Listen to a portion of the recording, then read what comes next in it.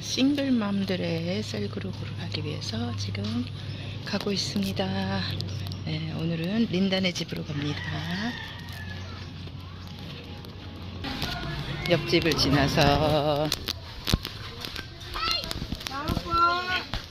따오뽀는 사람 계세요, 사람 있어요, 계세요 이런 뜻입니다. Hello sis, ¿cómo está? Precious ma'am. The most beautiful. Who's the most beautiful here? Oh. Oh, so beautiful. Yeah. The youngest one here. Okay. 남편이 죽거나 남편이 없거나 남편이 아직 예수를 잘 안 믿는 그런 엄마들의 모임입니다. Okay. Okay. We will bless new motor Paul. Ano? This one. Wow. Okay. Oh. Let's bless. Let's pray. Pray. Kanan juice, baby. Oh. Our worship Let's song. eat together. Let's eat together. Okay.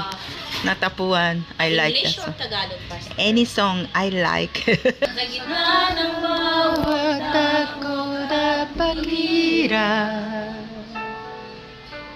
kapalaran, aking pagkukulang, katapatan mo ang Diyos. sa hiraan, sa puso at damdamin, Ika'y mananatili, walang hanggang alay mong pag-ibig.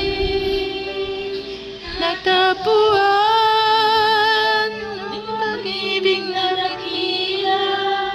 Amen. Kay Pastora Joy, si Sister Mary Jane ang unang mag-share.